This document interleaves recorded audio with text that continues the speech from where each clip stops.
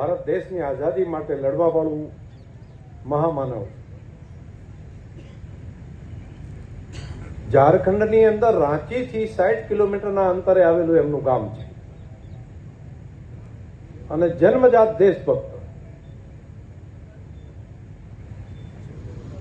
જર્મનની Christian missionary એની સ્કૂલમાં ભણતા ભણતા એમને ધ્યાનમાં આવ્યું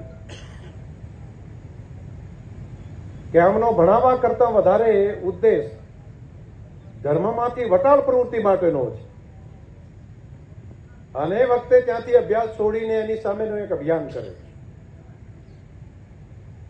અને દેશની સંસ્કૃતિ, દેશનો ધર્મ, દેશની ભાષા, દેશની ભૂષા, દેશના વન, દેશની માટી એના માટે સંઘર્ષ કરે.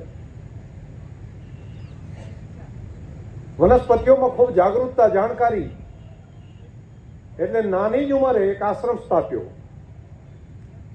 અને આશ્રમની અંદર પોતે લોકોની સારવાર કરે. ત્યારે ડોક્ટરોની આવી ત્યાં આગળ બહુ તકલીફ, તો બીમાર માણસ હોય તો એને કઈ કઈ વનસ્પતિમાંથી સારવાર આપી શકાય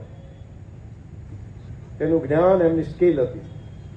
અનેક લોકોની સેવા કરી અને અમે અનેક એવા ચમત્કારો એમણે પોતાની સ્કિલના આધાર ઉપર કર્યા કે જેથી કરીને આટલી નાની ઉંમરે આજુબાજુના અનેક લોકો, માત્ર આદિવાસી સમાજ જ નહીં, દરેક જ્ઞાતિ સમાજ એમને ભગવાન તરીકે માનવા માંડ્યા. લોકોની શ્રદ્ધા વધી અને પછી દેશની આઝાદી માટેની ચળવળ ચાલી.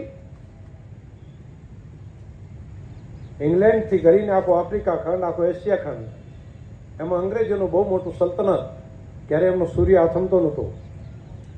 એની સામે લડાઈ દેશની આઝાદી માટે હાથમાં તીરકામઠા લઈ અને આખા જનજાતિ સમાજને તૈયાર કરવાનું કામ કર્યું.